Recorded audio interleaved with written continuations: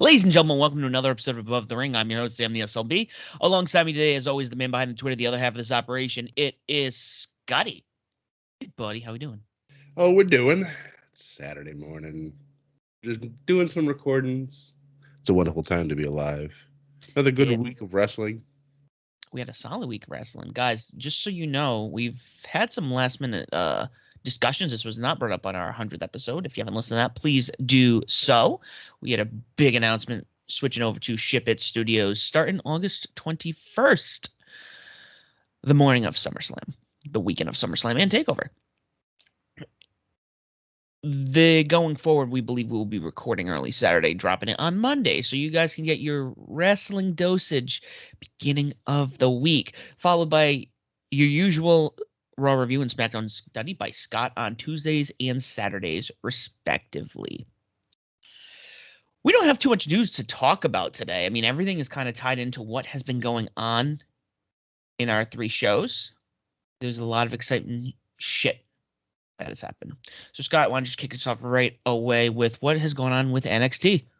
Going right into the Tuesday fun. Well,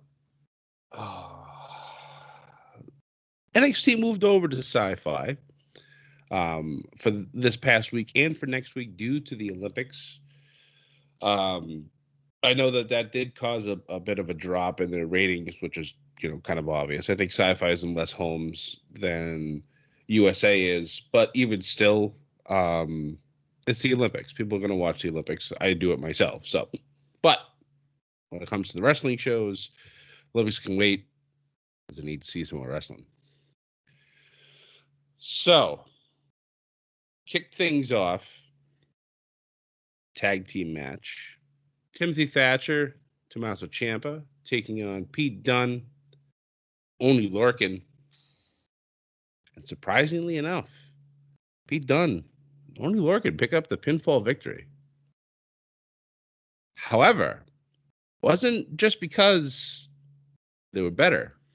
We had ourselves a return, Sam. Ridge Holland. That brute that had both of his legs busted out from under him, I think it was a year ago at this point, comes back and helps the boys get the win. It's good to see that group getting stronger. Now we just need Danny Burch to come back. And maybe even a surprise return of Pat McAfee, even though Pat McAfee has been absolutely killing it on SmackDown on commentary.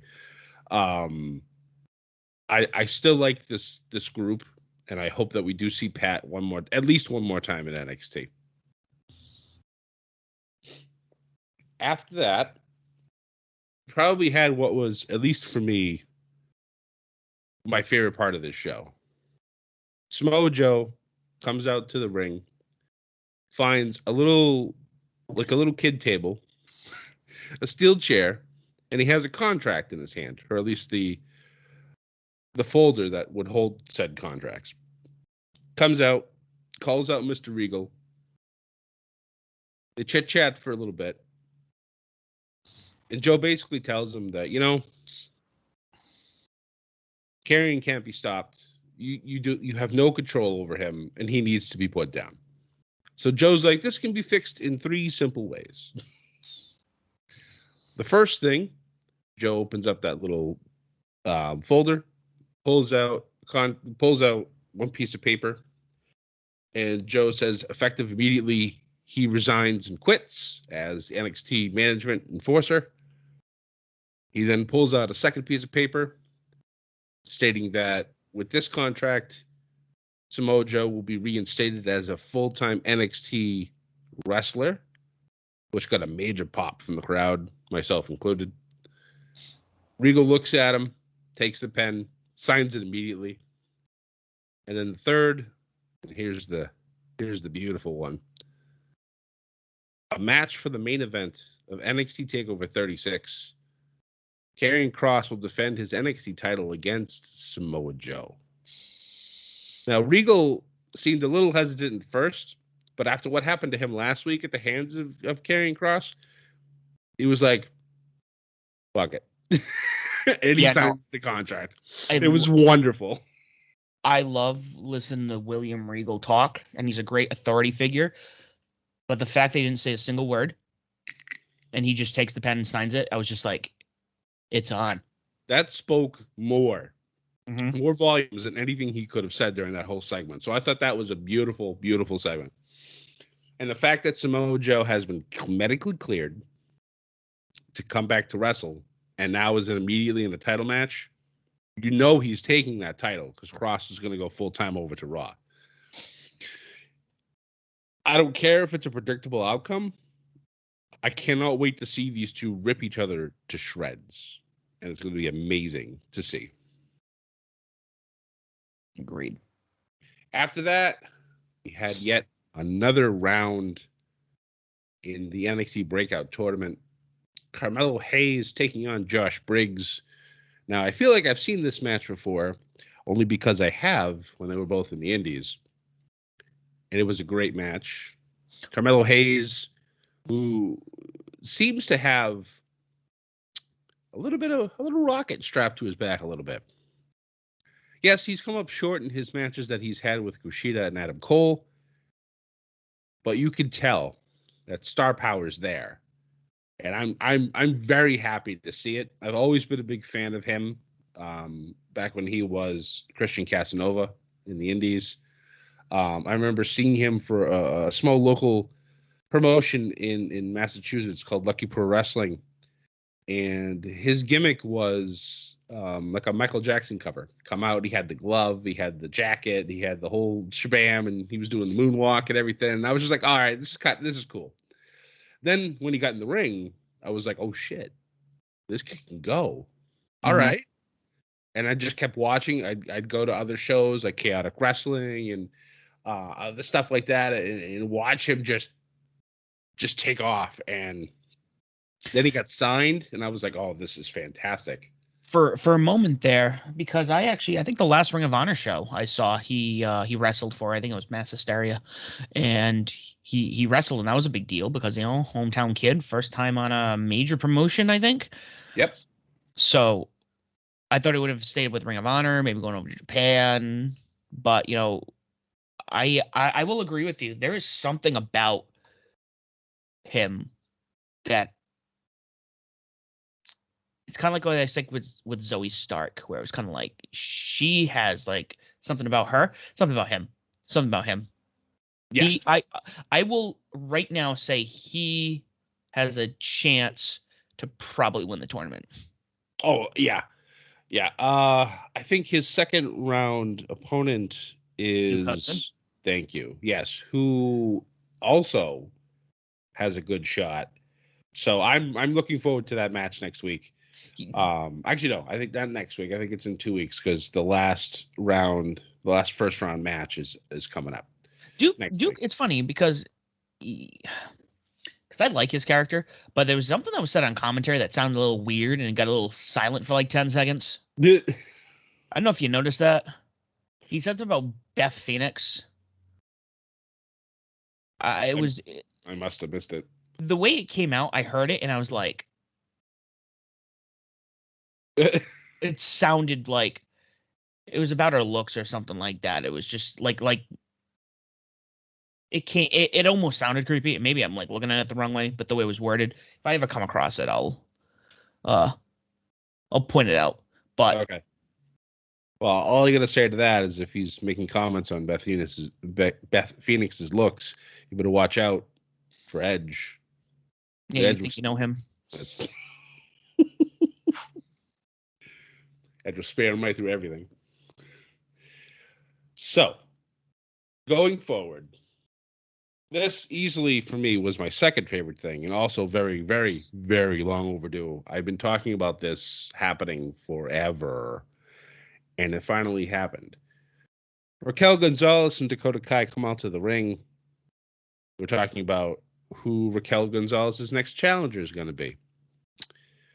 And Dakota Kai takes the mic, basically just turns to, the rampway talking to the women's locker room, who's next, who's going to challenge, who thinks they can step up to the champ, et cetera, et cetera, et cetera. saying to Raquel that as long as I've got your back, you will always be women's champion. And as soon as I heard that line, light bulb went off in my head, and I'm just like, oh, it's not going to be Raquel turning. Oh, okay. I like this even more. And sure enough, you see Raquel in the corner. She's celebrating. The camera is just sticking to her. And as we know with WWE product, that they like to change camera angles like I change underwear every day. It's flying around. They're always moving shit around. But they stick to Raquel. And I'm just like, this doesn't feel right. I'm like, something's obviously gonna happen. And the moment she gets off the ring ropes, wham, there's a boot from Dakota Kai, laying her out. Dakota celebrating over the champ, holding up the title, and here's the kicker: the crowd ate it up, loved it. They want more of it. So I was just like, okay, Dakota's supposed to be the heel, but this crowd is going ape shit over this, and in a good way. Yeah, no, it was so. I feel like this has happened recently on maybe AEW or something like that, where they pull the "I have no other challenger" card. Yeah. Oh yeah, no, they did it with Kenny, exactly with Kenny, and that's what the Dark Order and Adam Page came out. Right. Anytime we pull this card where it's like, oh yeah, I got no challengers, I'm like, okay, something's really about to happen. And yep. like you said, I thought I totally forgot about this turn that we had talked about a long time ago, and that ran through my body, that ran through my system when that happened. Yeah, that was good. Dakota's honestly, she's due. Like this girl has been busting her butt in NXT for many years, and she's come oh so close, but never able to pull the trigger and actually get the win. As imposing as Raquel is, I think the mental game, like we'll be a little kayfabe for a moment here. The mental game, Dakota will destroy Raquel, like mentally. Physically, it's Raquel all day, every day.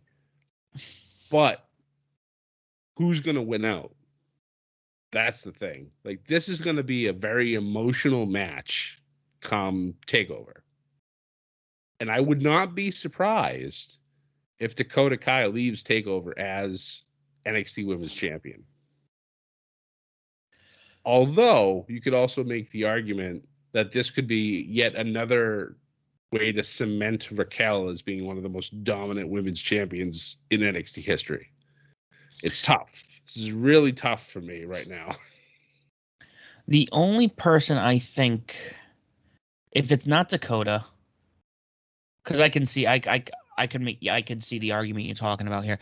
If it's not Dakota that takes it from her, the only other person, and it goes probably into our next segment, is Frankie Monet. That's very true. However, Frankie Monet has her own issues that she needs to work out.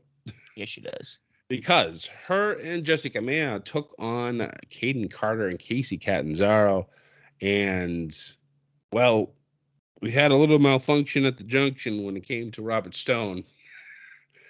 Trying to use a shoe, trying to get Frankie to use it while the ref was distracted. Ends up throwing the shoe at Frankie.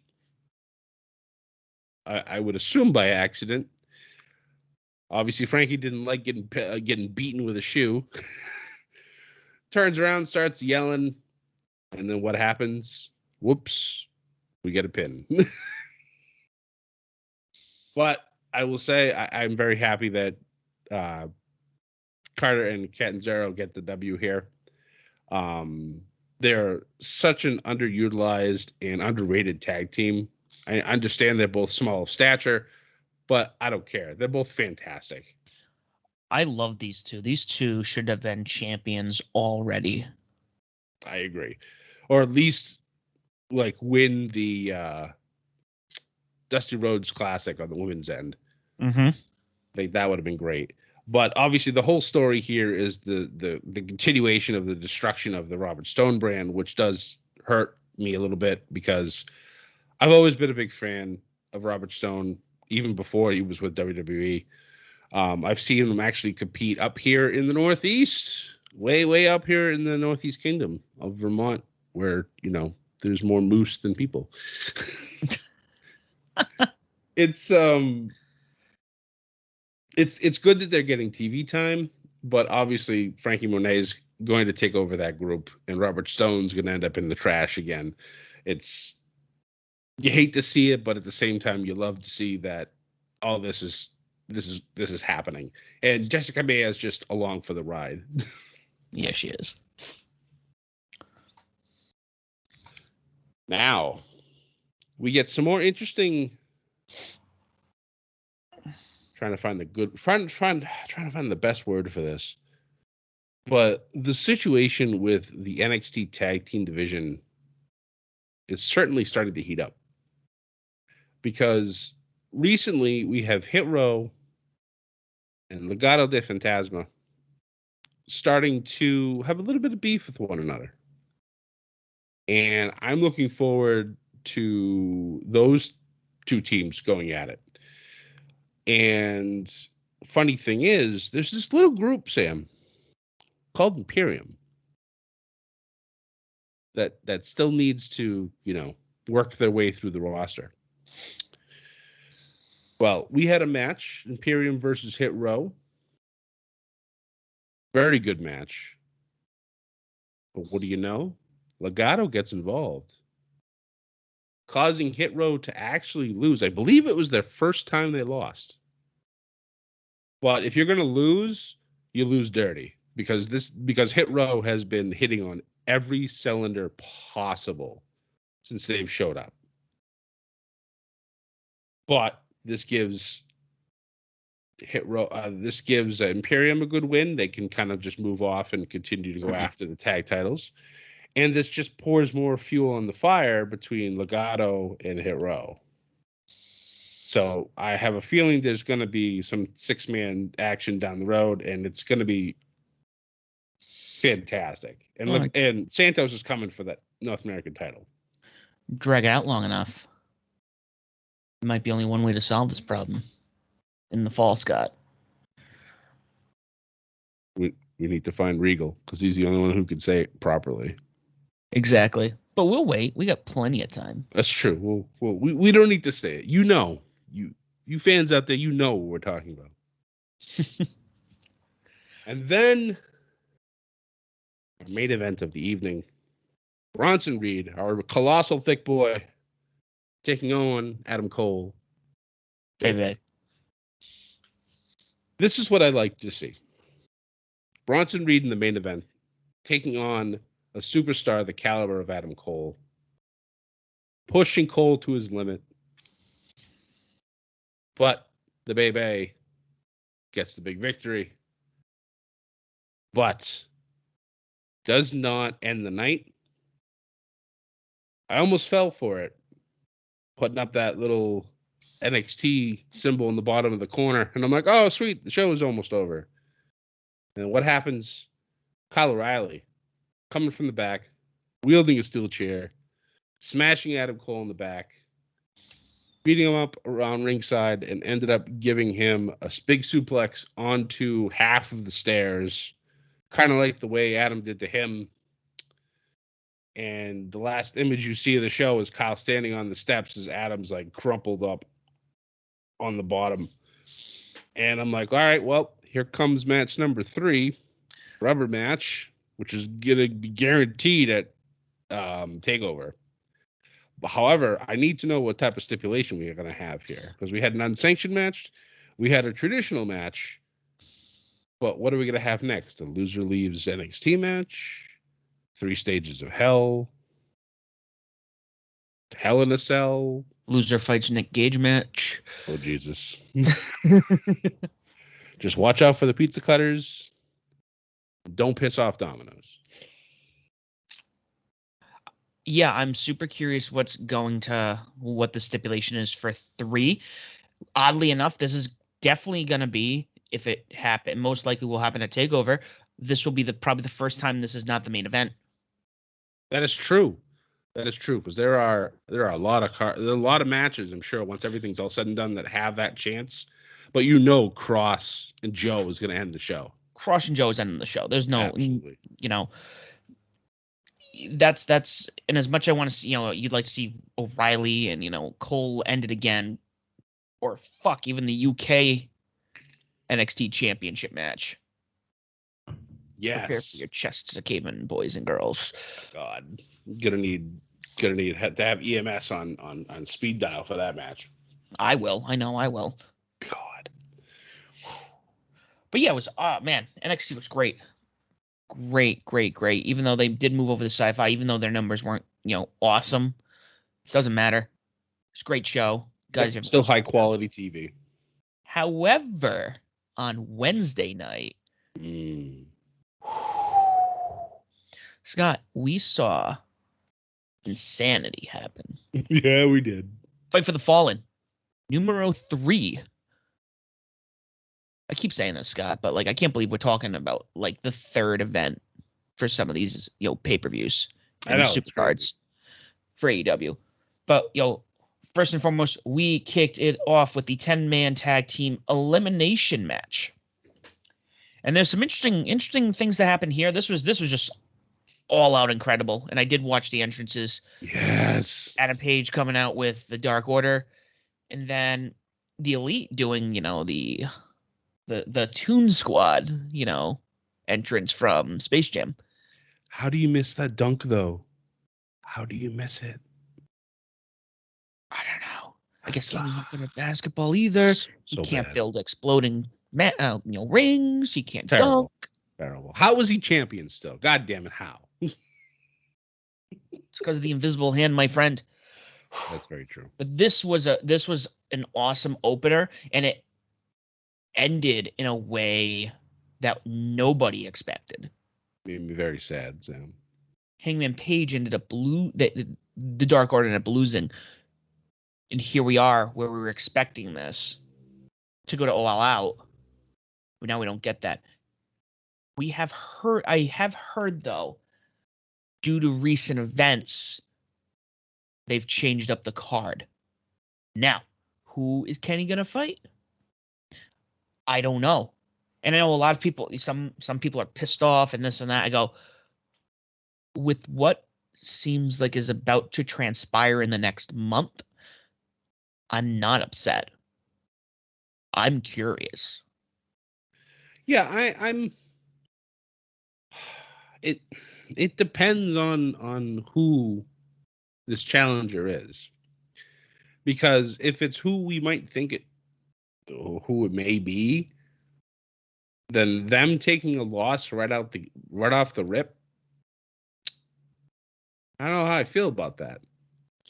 Me neither. But we also, the other theory I had, maybe this is a Kofi Kingston thing. I mean, how many times did he wrestle just to try to get, Bryan at WrestleMania?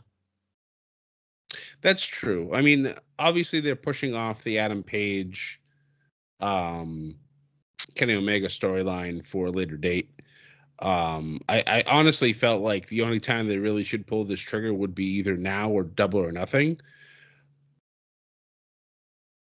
I feel like waiting till Double or Nothing next year might be too long of a wait. We still got Full Gear. True, but Full Gear doesn't have that I don't know. It doesn't feel as big as All Out and Double or Nothing. Well, maybe this is their way of eventually bringing those up. And I know I mean, that's a valid point. Absolutely. I will definitely agree with you there. Because you got to remember, they only have 4 pay-per-views. Yes, Double or Nothing is the flagship. That, to me, I think Double or Nothing is their equivalent to WrestleMania, to Slammiversary, Bound for Glory, their Wrestle Kingdom. That is the event. Yeah. And I would probably then say that All Out would be their SummerSlam. Yeah, hands down. Yeah. It's just incredible. Revolution's been a great pay-per-view. True, that is true. And, Full Gear has been a great pay-per-view. But I think maybe they need to elevate those to be like, hey, yeah, these are, even though it's not All Out, which is, the continuation of All In from 2018 and or Double or Nothing, right. We're gonna give these a little more prestige. Now, I will definitely say that Full Gear definitely has the best entrances. Oh, hell yeah. So good. So good. And I I'm love the fact that they're still doing it because unlike other companies outside of NXT, AEW really knows how to give you those special entrance ramps and whatnot. I'm really curious as to why Full Gear is the one that gets the special treatment. Well, I mean, it's all in the name. Yeah. The gears. How could you not go steampunky? I mean, seriously. Or I think of, it all started on, being the Elite, where they were like, Hangman Adam Page is not ready to be be in full gear yet. That was a whole storyline for like episodes. You just like, yeah, you're never ready, you're not ready to be in full gear. You can't be in full ring gear. And then I forgot when it happened. And they were just like, you weren't ready because you were always ready. It was a being the Elite storyline. It was outrageous. It was hysterical, but it was like, that's where that comes from. See, I'm proud that you're able to watch that. I still I have haven't in not, a long time. to the to the chagrin of a few people that have been trying to get me to watch Being the Elite forever. I just haven't been able to sit down and watch it. And I know that's a terrible excuse, but your boy's busy. Yeah. Boy's got stuff to do. Yeah, he is. So, we had a lot. There's a lot of little things here that I want to point out, and I'm trying to find as much as possible. So, following that, we did have Alex Marvez was interviewing Pac, who didn't have the Lucha Brothers with him. However, Chavo and Andrade come out, and they were like, "Yo, yeah, they had travel issue, but we got them a limo. Don't worry, you gotta take care of them. You gotta take care of your boys." And I was just like, and you and I have talked about this. You were like, he is going to pull them in. Yep. They're gonna create an all Latino faction with this. It's gonna happen, and it's gonna be ridiculous. It's gonna be a full heel faction, and I'm going to love every goddamn second of it. Yeah. And then following that, we had Ricky Starks. He was celebrating his FTW win. This was a lot of fun. He come from New Orleans, so you had the band out there, and then Yeah. Great talker on the mic. You and I have always loved Ricky Starks. And then Brian Cage comes out, chases him and Hook, destroys the band. Yeah. Will there be a rematch in this? I'm not sure. I'm curious. Could he be FTW champion if he's not with Taz? I mean, that would be a great way to shut Taz up. I'd be curious. I'd be curious to see what happens in that retrospect. However, we had some really, really, I lost my fucking mind. So there was a tape segment that happened just before the IWGP US title match where Hiroshi Tanahashi said that whoever wins he will be wrestling, and it will be at the New Japan USA, the New Japan Strong, the USA show, Yep. Resurgent event for the title. Now, no, you know what? That's later on. We're going to talk about that later on because you don't bring Tanahashi on, who arguably is one of the biggest talents in the past 20 years from New Japan, over to the States. Just to be like, yo, I'm going to challenge whoever. You don't. But we had, I know, one of Scott's dream tag team matches, Centenarties taking on FTR. Oh, what a match. This was incredible. I want more of this. Yeah. But who was it that ended up getting? It was FTR. Well, I know that, but I believe it was Cash that ended up getting the huge gash on his arm from hitting the metal of the I think it was either the ramp or the. It was the post, because I remember watching. Then he just like runs to like the other side, and you just see him dip. Yep. And then the match ended, like almost. I don't want to say abruptly, but it was in like a minute or two. The match was done. Yeah. And it was it got a little scary. We were unsure what had happened. Like, I had no idea what had happened. All of a sudden, I just see Cash down on one knee, and all the doctors are around him. He's holding onto his arm, and I could see the blood coming, like pouring out of his arm. I was like, what the hell's going on? Cash Wheeler, more like a Gash Wheeler. Am I right, guys? Jesus, Jesus. So following that, we had the IWGP US title match between Lance Archer and Hikuleo, the youngest of King Haku's sons, who was in attendance. That was awesome to see Haku there. I was like, oh shit, he's gonna kill somebody. Mm-hmm. So this is where I think, and the main event was incredible, but there's a lot that happens, and I did forget that what happened first.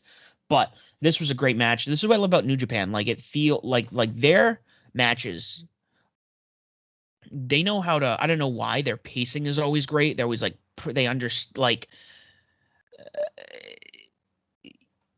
just because that was a New Japan title match, it felt different.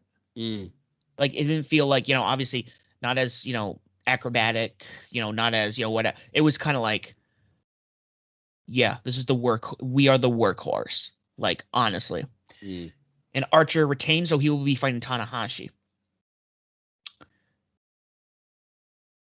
Now, you were sending me stuff last night, Scott.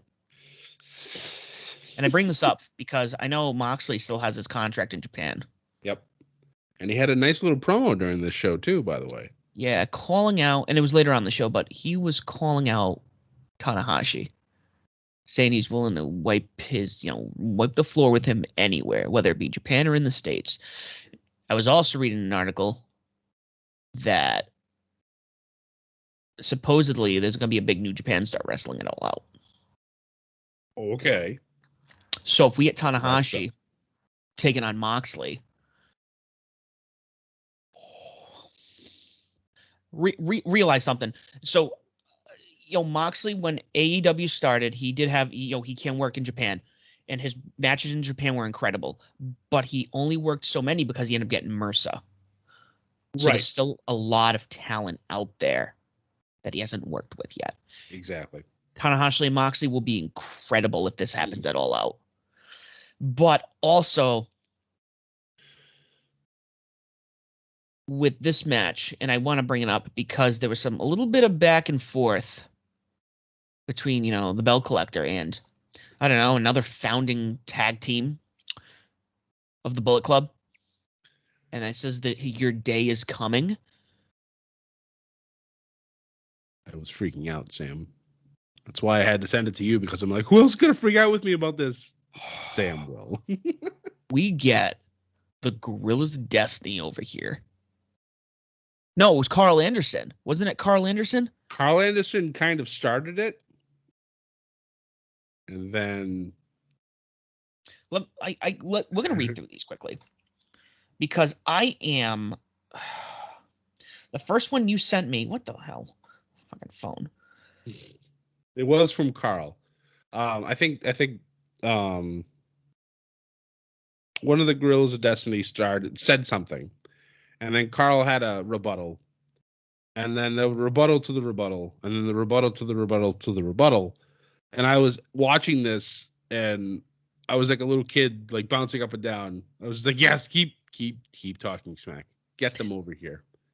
Have them fight the Bucks. Have them destroy the Bucks. Have them become, champions in AEW. Just, oh my God. Like, this potential is so good. Oh my God. I find it interesting. Yeah, so kind of going through a couple of these. I don't remember how it started. I'm not going to go digging for it because we've been doing this forever. But Tama Tonga was like, I would argue with you, but we're past that. Your good brother philosophy is shallow deep. The day is coming. The rebuttal from, Machine Gun. Don't do this, Tama. I've been holding off on killing the Bullet Club for good. Please don't make me kill what I created. I'm begging you. And then the last time someone tried to kill the Bullet Club, it didn't go well. And everyone knows Finn Balor created the Bullet Club, which they tagged him in. I know. And obviously Finn's not going to respond, but still. What's his contract like? I know he just went back to the main roster, but what's his contract like?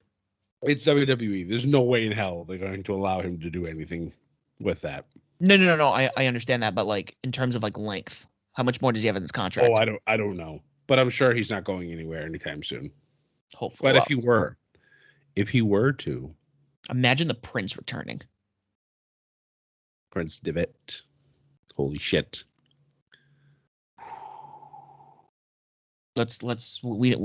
Scott, we will have to fantasy book this another time. But anyways,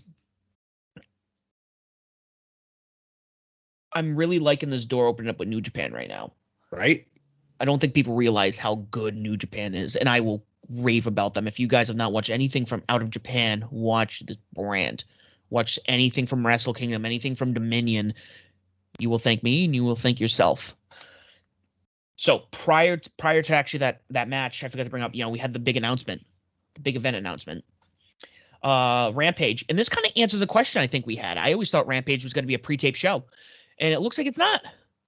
It looks like we're going to be doing Rampage separately. I'm also wondering if they'll be like filming Elevation or Dark. I would think that with Rampage, you would have the show. Maybe before have Dark and Elevation done, because otherwise, what's kind of the point of just being there for 1 hour? Yeah, well, and that's my thought. So like right now, they do most. I believe they do most of their filming the day of Dynamite. Most of it. I think so. I think you're right.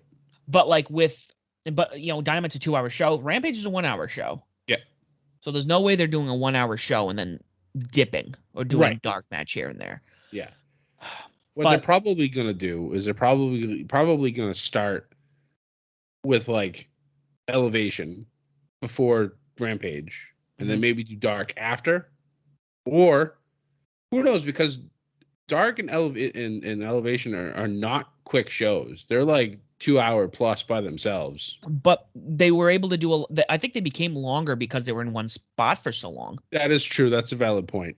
So they're probably touring now. Episodes now, yeah. Now you got me wondering how long. I'll look later. I'm kind of curious how long the most recent ones are now that they're on the road again. Right. But anyways, August 20th, they'll be filming Rampage at the United Center in Chicago, which is their first like arena show that's not a pay-per-view. Correct. Like arena. I know they film in all these like little venues and whatnot that hold 15,000, but this is where the Bulls play. Yep. So hometown to a certain best in the world. Looking at you, Darby. Don't invoke him. Don't do it. The fact that he called him out and I heard that, I was like, chills. Again, we're going to put this out there, world, because Scott and I have already talked about this. Imagine saying best in the world and it's not CM Punk. Imagine if that's the way they bring in Daniel Bryan. Oh my God. I'm telling you, you can even tease like Cult of Personality and then have, I don't know, you could even do Fight of the Valkyries, because I believe that's I don't know. In the public domain? I believe it is. And then have the American Dragon, Bryan Danielson, come out. Imagine the heat. We're talking nuclear heat here. It may only be for one night because it's Bryan Danielson, but oh my God, the crowd would probably riot. Yeah. No. The other one we came up with, and somebody posted this on Twitter, and I was like, I laughed my ass off because I couldn't be mad if it happened. Now imagine, say the best in the world. And this is a very big hypothetical. I don't think this would ever happen. But I mean, there's really only one current person besides CM Punk who's considered the best in the world. Here comes the money, Scott. Shane McMahon. The best in the world. That's all I'm going to do. That would be the funniest fuck. I don't care how pissed off people get. That would be hysterical. That would also just prove that, WWE Dynamite is a thing. Yes. How many mad WWE or AEW fanboys would we have? Woo! I couldn't even be mad. I'd be like, yo, this is hysterical. I would die laughing. Like if that was like that would be even better than how Nitro went off the air. Yeah, because it's real this time. It's real at that point. Yeah. Following that, we had an awesome trios match. Jurassic Express and Christian Cage taking on the Hardy Family Office. I'm loving how we're getting to see more of Angelico, in the hybrid. Yes. Slowly starting to see Private Party show their faces again. Again, these guys were, one of the, they shot to the fucking moon. Yeah. When they got signed. I mean, I was in the building when they beat the Bucks in that first round. I forgot you were there for that. Oh man. The building exploded. Well, yeah, nobody expected it. That's the best part about it. It was incredible. And, again, good for the Bucks putting them over and taking themselves out in the first round. Right. Because everybody expected they were the heavy favorites. So everybody expected them to win. And to have them lose the way they did, I was impressed. I also have to give a little shout out as well to the Private Party. If you've noticed, they're dressing like early Hardy Boys. That was brought up. I did notice that. I mean, with probably whether it be part of their influence or maybe they're gonna kind of like take on the gimmick a little bit for a bit. I'd be all right with that. I'd be all right with that too. That would be exciting. But again, great match. I mean, always excited to see Jurassic Express. And I said this to man, we record so much. I talk to you so much. Jeez, it's great to see Christian come out and feel like a big deal. Yeah, absolutely. Like I know he didn't get as much love from the WWE office, but here, and again, I didn't have cable. I didn't watch Christian. I had SmackDown. Yeah. We had CW, UPN, whatever you want to fucking call it. The 30 name change that network had. Oh my god, I know. He feels like you have a legend, and he doesn't get as much. He is one half of the Christian and Edge tag team. Yep. He was in TLC how many they had, and it's awesome. And I'm a Christian fan now, but Scott and I love this next match. Our girl, Thunder Rosa, first ever match as a signed member of AEW. Yes, sir. Wrestling Julia Hart. I love the Varsity Blondes. This was a lot of fun to watch. I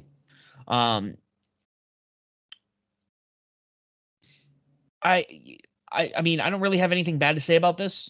Thunder got her win. Julia Hart getting some street cred with being able to get on Fight for the Fallen again. I mean, she's a newer talent. It's like Wheeler Yuta, who had 2 matches both nights of Fyter Fest. Right. Yeah. Exactly.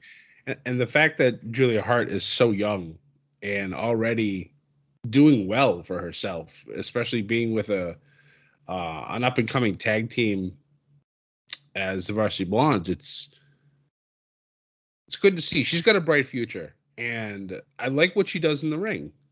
So it's gonna be fun to watch her continue her development. Agreed. Well, Scott, main event time. No rules match. And I said this to you afterwards, and I've said this to everybody who watched. No rules match, sure. They didn't want to call it a death match. They did not want to. This was a death match. Oh my god. We had, and there's been unsanctioned matches. Obviously Thunder Rosa and Britt Baker. We had death matches on pay-per-view, but this was a death match on primetime cable television. This is Nick effing Gage. This match, holy shit! First and foremost, guys, the Paymaker. Chris Jericho's persona from over in New Japan came back. Man, just I love that jacket. I don't know what it is. It's just I love it so much. That was incredible. You know, Nick Gage, even though he was definitely a little stiff with like the actual wrestling, he could take a bump. It's because he's not a traditional wrestler. No. I mean, granted, God knows how much scar tissue that man has right now. I mean, he's died. That's true. What was it? 8 minutes? He was officially dead. He brought him back to life. It was a lot of fun, though. It was a lot of fun to showcase him. I saw that AEW said they're not going to do another one of these. Shocker. I wonder how many complaints they got from the Karens across the world. Well, probably not on television. I think they said television, but like, you know, they want to do more, you know, like the exploding barbed wire, like do one of those again, but properly, you know. No more sparkler matches. This is, this was an example of the showcase that AEW is going to deliver everything. Yeah. You would never see this on WWE. Never. Not to the brutality of this ever again. Maybe during the Attitude Era, maybe. Now, no way. Children would be having nightmares forever. I was thinking we're going to get a hardcore match. And we got a hardcore match, all right. Well, no, I was thinking like, okay, we're gonna have the chairs, we're gonna have the tables, we're gonna have this. You have the pizza cutter. I'm like, okay, that's just the Nick Gage. You know, that's a signature thing. Yeah. Which it's funny because we just talked about pre-show that Domino's got pissed off because they went in picture when Nick Gage was slicing Jericho's head open, and a Domino's commercial was going on while they were cutting pizza, and Domino's was not happy. Nope. It was especially hilarious when Nick Gage was either kissing or licking the bloody pizza cutter as Domino's, one of the Domino's people was cutting a pizza up, and I didn't catch it at first. It did not register to me. And then all of a sudden when I started looking online afterwards and everybody just like, oh my God, I can't believe that. When the Domino's commercial come on, and I was like, wait, what? And then I watched the thing back and I was like, oh my God. I'm like, this is actually hysterical. Like, I can't believe that this actually happened. I don't know why you would be mad. Like, you know, fuck you, Domino's, and your shitty pizza. Geez, maybe Shaq will start, you know, we'll get some Papa John's commercials now. A lot more of them. But but like I said, I was expecting the chairs, I was expecting the tables, you know, the pizza cutter. And then the light tubes came out. And I'm like, they are not going to break light tubes over each other's skulls in an arena. Yeah. And they did. And the pane of glass. And the glass, yeah. And that was insane. Frankensteiner off the top rope. And I don't know how he didn't smash his head into that pane of glass when he came down. It was for a man his age to be able to pull that off and Nick to go through it the way he did, and just the glass went everywhere. I figured with this match, with Jericho being, you know, their commodity and Nick Gage being a specialist, I figured that Gage would be the one taking most of these hits. Right. But it really wasn't. It was pretty 50-50. Yeah, it was. And major props to Jericho for taking the abuse that he took during this match. Yeah, this was a great match, and I know a lot of people aren't fans of deathmatch wrestling. You know, I've seen a lot of people shit on, you know, deathmatch, blah, blah, blah, blah, blah. I haven't even looked at what Jim Cornette said because, you know, don't really care. But this was fun. We were just talking about old school hardcore. Like, this is the feel I did get with it. But immediately after that, because I didn't think we would get, you know, this would happen. Like, I thought we'd get a moment with Nick Gage or something like that. But no, immediately MJF leaves the table and he's like, yeah, there was a joke you said like 2 years ago, you know, this and that, da da da da da. They go back 2 years, and Chris Jericho said something about Juventud Guerrera. Google it, which he did. The moment he said he Googled Juventud Guerrera, I was like, no fucking way. I'm so excited. You have no idea. Labor number 3, folks. Chris Jericho versus Juventud Guerrera. I used to watch this stuff when WCW used to showcase their cruiserweights. Mm-hmm. The matches that these two had, like when they said he was his greatest rival in WCW, he wasn't lying. I would say maybe Dean Malenko would be the only one that would be anywhere near close to that.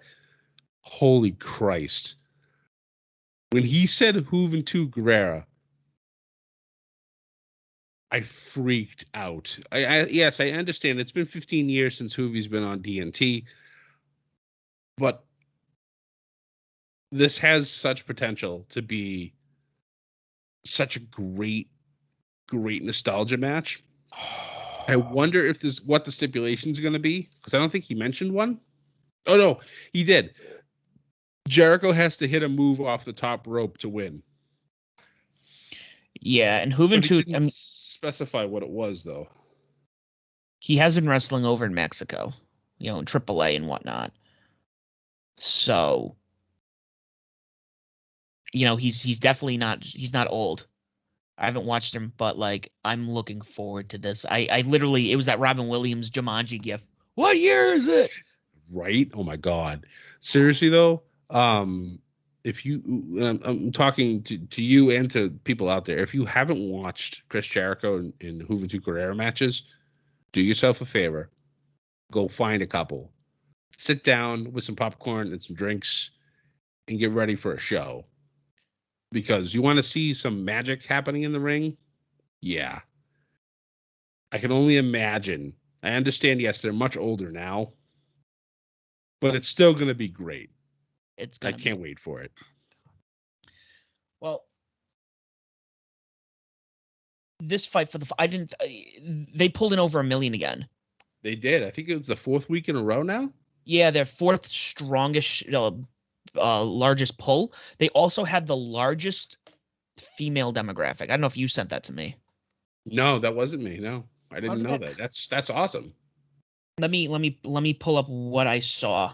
I think Kenny actually shared it. And again, it's awesome to see people who I know who haven't watched wrestling in like 20 years be like, dude, AEW, I watch it every week. I'm like, what? It's cool again to watch wrestling? Right? When did that happen?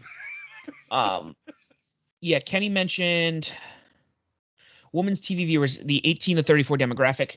AEW Dynamite 77,000, Raw 75,000, SmackDown 74,000.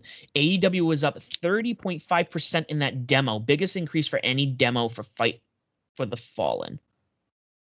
That's awesome news. So, it's glad to see, it's growing, and I'm glad to see that they're consistently growing their numbers now, especially with the Olympics. We were talking about them taking a hit. Right. Yeah. No, that's right. I honestly expected everybody to take a little bit of a hit, but it's not the case, which is good. I love to see it. I crave the competition. Unlike Vince McMahon, who thinks that sleep is more of a competition for him than AEW. Sleep sometimes is a competition, though, Scott. That's not I mean, that's not a lie. I mean, he wasn't lying when he said it. But the fact that he considers sleep more of a competition than AEW, I don't know if that was him just being out of touch, him just taking a shot at them, or him just being honest. Who knows? I mean, all the above. Maybe all the above, yeah. Well, we're talking about somebody who, not competition, but it's just as much fun. Guys, Homecoming has come and gone by the time you listen to this. That's true. But this was did you happen to watch Impact? No, I actually didn't, because Thursday was your boy's birthday, and he decided to indulge in a little bit of video game playing. Did not get a chance to watch it. And then I completely forgot yesterday because, whoops. Well, no, I figured I'd ask. We're going to go through this card really quickly then. So kicking it off, we had Jay White and Chris Bay taking on the Good Brothers, where the Good Brothers defeated White and Bay. Shit. And Chris Bay made a comment afterwards, in the back where he looks at Jay White. He's, yeah, my first time, first match as a member of the Bullet Club, it was a loss, this and that. I thought it went really well. And Jay White was like, you said your first match in the Bullet Club. He goes, you're not in the Bullet Club. We have standards, but I am all about redemption. So I love how he called him out like that. That's fantastic. Now I feel like I have to watch it this week because I want to see what happens. Yeah, no. Then we had Taylor Wilde taking on Caleb with a K. This was interesting with Taylor getting the W over Caleb. Yeah, when I saw this cut, when I was watching it, I'm like, wait a minute, am I looking at this correctly? Intergender match? Okay, make it happen. Make it happen. Impact's known for it. I mean, I think they're the only real major group that will actually have no problem doing that. I mean, if you look back a couple years ago, you had Tessa Blanchard and Sami Callihan going at it for the NXT. My God, for the Impact World Championship. So for them, intergender match, that's nothing. No, it is not. So after that, we had an 8-man tag match. Ace Austin, Madman Fulton, Raju, and Shira taking on Finjuice and Fala and No Way. Totally forgot about No Way Jose coming over until this was. I'm like, oh yeah, he was one of the people who came over. Comes out, the conga line's following. Did he even wrestle on the main roster? Yes. Because I feel like every time he came out, it was like conga line, and that was it. Well, yeah, he'd have the Congo and he'd come out, but I mean, primarily on the main roster, I think he might have had a little bit of success, but he was mostly just a comedy talent enhancement, which is unfortunate because he's really talented, and WWE just did not give him a fair shake, which unfortunately seems to happen a lot lately, but it is what it is. Yeah. So, following that, we did have. Oh man, dude, you gotta definitely watch this week. Kenny Omega was a dick, and it was great. Shocker. So he comes out, what's her name? The interviewer, I forgot, Gia. Comes up, knocks on his door. Don Callis comes out. He's like, oh yeah, I just want to ask Ken, the champion. Oh, I got time for that. We can get, what? So we got a mini interview, and Kenny's like, so when am I signing or whatnot? He goes, she works there. And he's like, she works there. What do you mean she works there? He's like, and he was just being, it was hysterical. It was comical. Then Tommy Dreamer came out and was like, I'm gonna, he's the one who's gonna take care of the match for, his next title match. Ooh. And then Kenny's like, I'm this and that. I'm gonna address this, in the ring. Goes in the ring with the Good Brothers. Sami Callihan comes out, all pissed off. I believe Sami Callihan charged the ring, and then this was exciting. Then a hooded figure comes out and starts attacking the Elite. The hood comes off. Ladies and gentlemen, Frankie Kazarian is back in the Impact Zone. What? Yeah. Let's go. So then there's a little bit where it's like the next week there's going to be a main event, 6-man tag match. Tommy Dreamer's like, I got, Frankie's like, anyone who wants to take out, the Elite, I'm all for it. And Sammy, this and that, but we need a third partner. Can it be you, Tommy? He goes, no, I got somebody in mind. Goes to Frankie. Frankie's like, goes to Sami Callihan. Sammy's like, he won't do it, and walks away. So I'm like, who are they talking about? Lo and behold, who's Eddie Edwards? So Eddie Edwards, Sami Callihan, and Frankie Kazarian in the main event next week against Kenny Omega and the Good Brothers. Part of me was really hoping you were going to say Christopher Daniels. Oh man, imagine. Part really was hoping. Following that, we had Violent by Design taking on Rich Swann and Willie Mack, with Swann and Mack getting the W over Violent by Design. Damn it.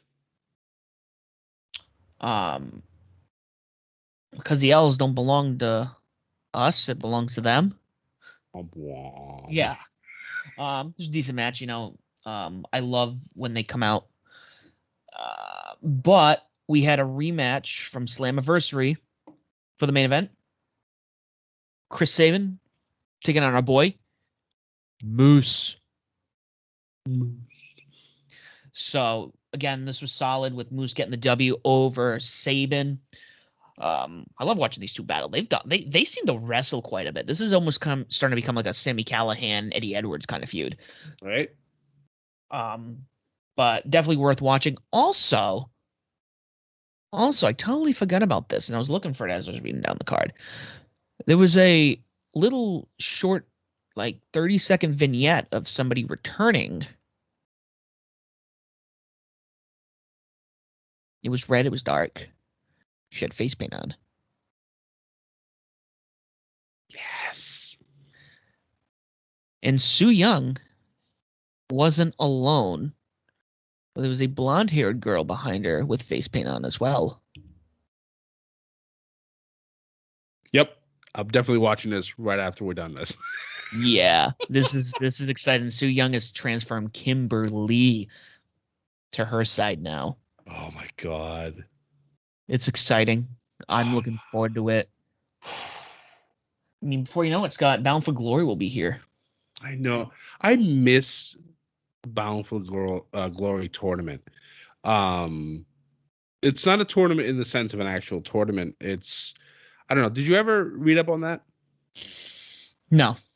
There used to be, now I might be a little mistaken on some of the finer details, but there used to be, I believe, 8 men that would have like a summer competition.